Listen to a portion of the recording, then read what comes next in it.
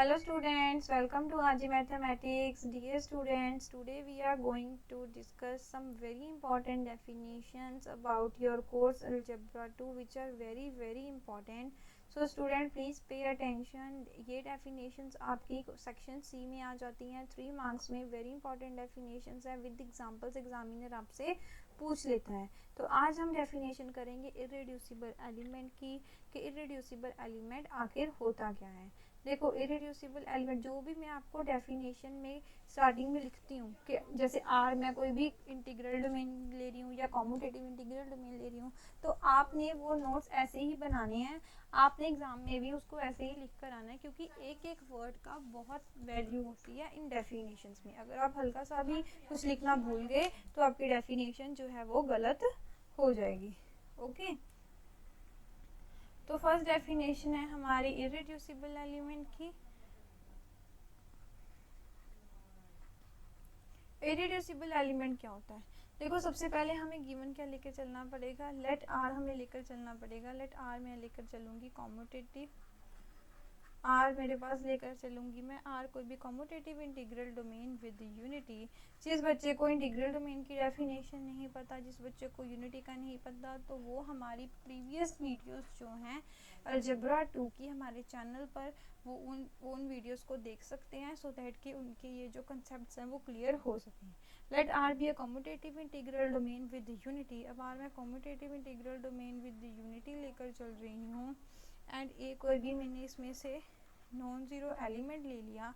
अब ए को मैं इरेड्यूसिबल तब बोलूँगी A is called irreducible element. उसके लिए उसको दो कंडीशंस को सेटिस्फाई करना पड़ेगा. इरेड्यूसिबल एलिमेंट को दो कंडीशंस को सेटिस्फाई करना पड़ेगा. पहली बात तो वो यूनिट ना हो, वो यूनिट एलिमेंट ना हो, मीन्स उसका कोई मल्टीप्लिकेटिव इनवर्स एग्जिस्ट नहीं करता. दूसरी बात अगर a is equals to B C है means b is a divisor of a and a is equals to B C है देन इसमें से या तो b या फिर c ये क्या होने चाहिए unit element. Either b or c is a unit element. इन दोनों में से किसी एक को यूनिट एलिमेंट होना ही पड़ेगा. उस केस में आप बोल सकते हो कि जो आपका एलिमेंट a है वो क्या है, एक इरेड्यूसिबल एलिमेंट. ओके ये आपका इरेड्यूसिबल एलिमेंट है. Now moving to the next definition which is reducible element. Which is what reducible element. देखो इरेड्यूसिबल का उल्टा ही है.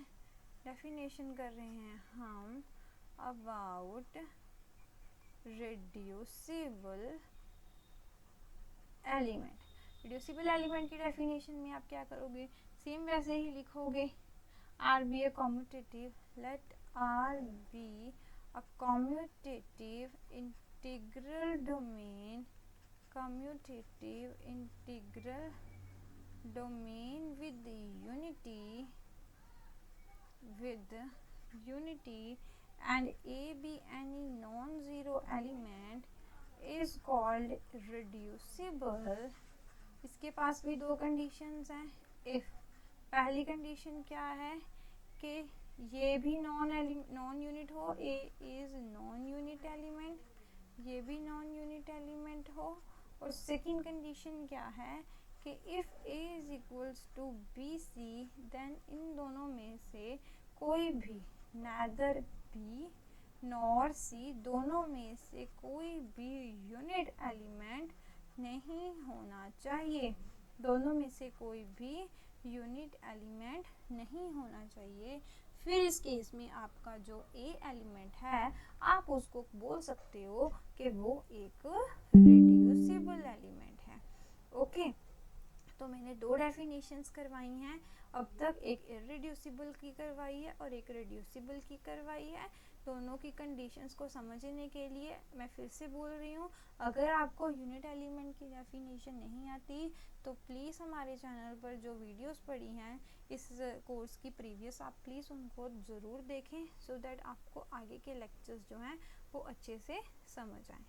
नेक्स्ट हम करेंगे हमारी प्राइम एलिमेंट की डेफिनेशन कि प्राइम एलिमेंट क्या होता है।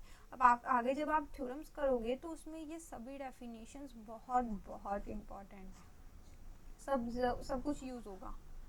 प्राइम एलिमेंट, प्राइम एलिमेंट की डेफिनेशन क्या लिखते हैं हम, फिर से R commutative integral domain with unity लेंगे। फिर से दोबारा लिखो, let R be a commutative integral domain with unity.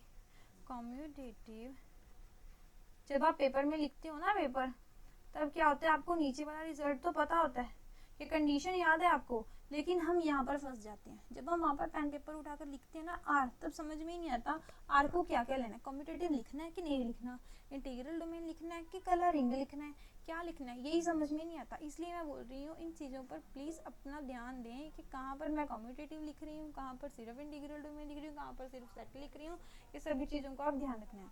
Are commutative integral domain with unity में लेकर चल रही हूँ, एंड पी मैंने यहाँ से कोई भी नॉन जीरो एलिमेंट ले लिया। ओके, सो इसको मैं प्राइम एलिमेंट तब बोलूँगी, so p is called prime element, इसको मैं प्राइम एलिमेंट तब बोलूँगी, ये भी दो कंडीशंस को सेटिस्फाई करेगा। इफ कौन कौन सी कंडीशंस को सेटिस्फाई करवा रहा है, ये भी यूनिट एलिमेंट नहीं होना चाहिए, P is not a unit element, ये भी यूनिट एलिमेंट नहीं होना चाहिए।